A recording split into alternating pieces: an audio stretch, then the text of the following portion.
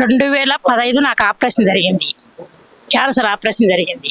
అప్పుడు సీఎం గారు తిరుపతి సిమ్స్ హాస్పిటల్కి వచ్చినాడు. నన్ను చూసి నేను హాస్పిటల్లో ఆపరేషన్ చేయించుకున్న చూసి మత్తులు ఉన్నాను. పక్కన వాళ్ళతో ఏ ఊరు అని అడిగినాడు.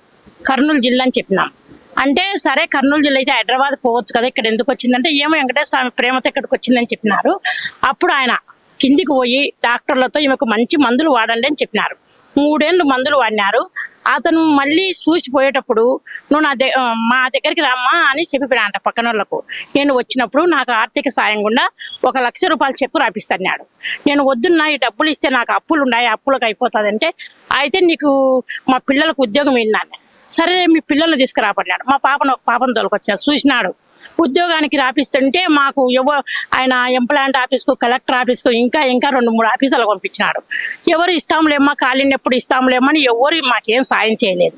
అయినా కొద్ది రోజుల కల్లా నాకు చంద్రబాబు గారు నాకు 25,000 రూపాయలు చెక్కు పంపించినాడు.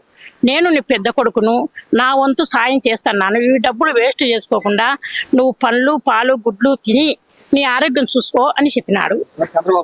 చంద్రబాబే నాకు చెక్కు పంపి, ఆ చెక్కును మా ఇంట్లో ఫోటో కట్టించుకొని దేవుని దగ్గర పెట్టినాను. నా కొడుకన్నా సాయం చేయలేదు, నాకు చంద్రబాబు నాయుడు చేసినాడు. ఇప్పుడు నిజం గెలవాలి. ఎప్పుడు ఎలక్షన్లప్పుడు నేను ఇప్పుడు కొంచెం బాగున్నప్పుడు హాస్టల్లో పని చేసుకుంటా నేను కొంచెం ఉన్నా. ఈ నిజం గెలవాలి ఇది మళ్ళీ దాంట్లో ధర్నా అట్ట తిరిగి కూడి తినక మళ్ళీ క్యాన్సర్ వచ్చింది. చూపించుకోవాలంటే ఒక్కసారి క్యూమ్ ఎక్కించి 20,000 రూపాయలు అవుతుంది అంటున్నారు. నా కొడుకు నీకు అంతా ఇంత ఇస్తామా, 2,000 ఇస్తాను, 20,000 రూపాయలు. అందుకు కాబట్టి నాకు డబ్బులు సాయం వద్దు. ఆ బాబు గారు నాపై దయ ఉంచి నాకు పింఛన్ శాంక్షన్ చేస్తే ఆ పింఛన్ మొగం చూసేనా ఎవరైనా నాకు అప్పు ఇవ్వగలరు.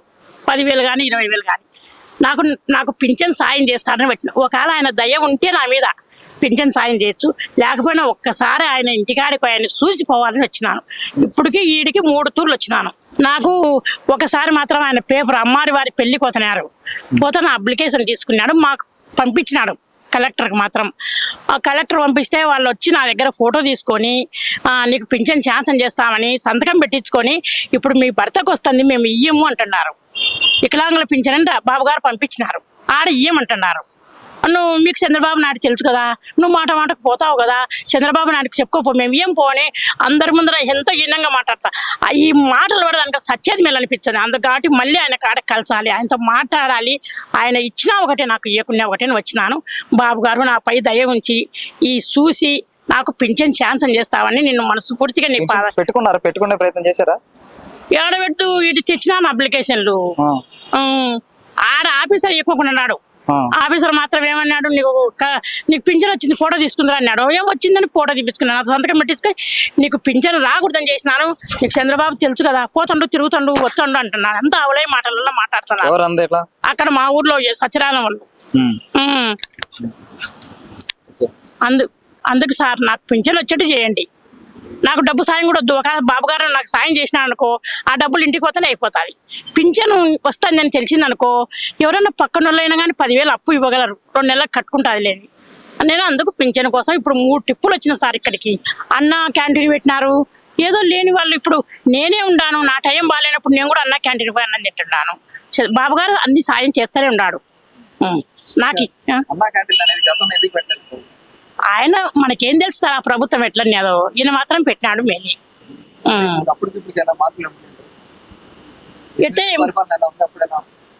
బాబు గారు బాగానేందిలే సార్, నాకు చదువు రాదు, నాకు తెలిసినంతలో చెప్తాను మేలే.